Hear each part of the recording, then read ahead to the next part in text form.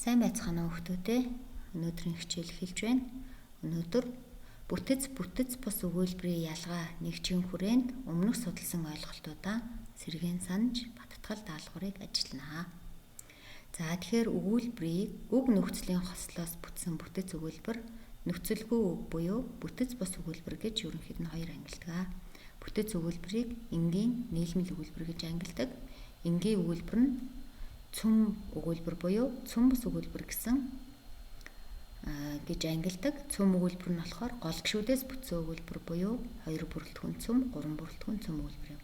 Цөм бус өгүүлбэр буюу дэлгэрэнгүй өгүүлбэр нь гол гишүүд дэд гишүүдээр нэмэн дэлгэрсэнийг цөм бус өгүүлбэр гинэ. Нийлмэл өгүүлбэр нь зэрэгцэн, угсарсан, холимог нийлмэл өгүүлбэр гэсэн 3 хэв шинжтэй. За нөхцөлгүй үгээс бүтсэн буюу бүтэц бус өгүүлбэр нь мэдрэх өгүүлбэр, хандах өгүүлбэр, зөвшөөрөх өгүүлбэр, илэрхийлэх өгүүлбэр гэсэн 4 утгыг илэрхийлдэг. Эндээс энгийн нийлмэл өгүүлбэр буюу бүтэц өгүүлбэрийн ялгаатай болон ижил талын харьцуулж харж болно. За тэгвэл энгийн болон нийлмэл өгүүлбэрийн хэв шинжийг хоёуланг нь хадгалсан өгүүлбэр байдаг. Ийм өгүүлбэрийг хэлхэц өгүүлбэр гэнэ. Хэлхэц өгүүлбэр нь ерөнхийдөө 2 хэв шинжтэй. Нэгдүгээр олон эзэнтэй нэг өгүүлбэртэй өгүүлбэр. Олон эзний олон үйл нэг үйл байх нь тийм ээ. Хоёрдугаар үеийн нэг эзэнтэй олон өгүүлбэртэй өгүүлбэр гэсэн ерөнхий 2 хэв шинж байдаг. Энэ өгүүлбэр нь зэрэгцэн болон угсарсан энгийн өгүүлбэрийн аль аль шинжийг хадгалсан байдаг. Дараагийн ойлголт маань өгүүлбэрийн гишүүдийн тухай. За тэгэхээр өгүүлбэрийн гишүүд гэдэг нь өгүүлбэрийн бүрэлдэхүүнд багтаж аль нэг асуултанд хариулагдаж бие дааж хариулагдах үгсийг өгүүлбэрийн гишүүн гэнэ. Асуултад бие дааж хариулагдахгүй бол өгүүлбэрийн гишүүн болж чадахгүй. Өгүүлбэрийн гишүүд нь ямар үгсийн аймаг ямар асуултанд хариулагдаж тухайн өгүүлбэрийнхаа хаана байрлаж байгаагаас шалтгаалаад гүйцэтгэх үүрэг нь өөр өөр байдаг. За тэгвэл өгүүлбэрийн гол гишүүдэд өгүүлэгдэхүүн, өгүүлэхүүн, шууд зохицхон гишүүд ордог. Өгүүлбэрийн гол гишүүд маань тухайн өгүүлбэрийн гол утга санааг хадгалж байдаг. Гол утгыг нь бүтээдэг. Харин дэд гишүүдийн хувьд тухайн гол утгыг дэлгэрүүлж байдаг юм аа.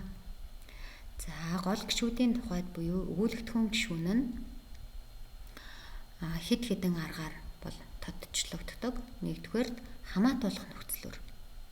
Хоёрт олон тооны дагавраар, 3-дугаар аялгаар, 4-дүгээр гээ язгуурт үгээр, 5-дугаарт ялгах төлөөний үгээр, 6-дугаарт бээр хэмээх үгээр тодчлогдох нь бий. Харин өгүүлэхүүн гишүүн нь үйл өгүүлэхүүн гишүүний хувьд цагаар төгсөх болон биеэр төгсөх нөхцлөөр хэлбэрчдэг.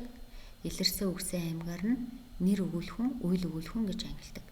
Нэр өгүүлэхүүний хувьд тухайн үйл үг нь хураагдсан шинжтэй байдаг. Хэлбэрчлэлээр нь төгс бус өгүүлэхүүн. Үеийн холбох нөхцөлтэй өгүүлэхүүнийг төгс бус өгүүлэхүүн, төгсгөх нөхцөлтэй өгүүлэхүүнийг төгс өгүүлэхүүн гэдэг. Тэгвэл өгүүлэхүүн гишүүнийг бүтэц бүрэлдэхүүнээр нь энгийн нийлмэл гэж ангилдаг. Нийлмэл өгүүлэхүүн нь нэр үг туслах үг, үйл үг туслах үг гэсэн бүтэцтэй байдаг. За өгүүлбэрийн дэд гишүүдийн тухайд тодтгол гишүүн нь 3 хэв шинжтэй. Харьяа хамаарлын утгыг заасан буюу харьяаны тодтгол, нэр үгийг тодтгосон нэрийн хамтсан тодтгол, үйл үгийг тодтгосон үеийн хамтсан тодтгол гэсэн 3 хэв шинжтэй байдаг. Шууд бус зохицхон гишүүн нь үйл нь шууд бусаар өртөж байгаа зүйлийг заадаг. Жинхэнэ нэр болон түүний төлөөсөн үгээр илэрдэг. Байц гишүүн нь орон цагийн нэрээр илэрх бөгөөд дүр, орон, цаг, шалтгаан, зорилгын утгыг заадаг. За ингээд бидний 2 дугаар нэгжийн хүрээнд үтсэн хичээлийн маань одоо онлын ойлголтууд бол энэ бүхэн байна. Та бүхэн маань хичээлээ хичээнгүйлэн судлаад ажлын хуудсан дээрх сорилгын даалгаврыг ажиллаад илгээгээрэй. Амжилт хүсье.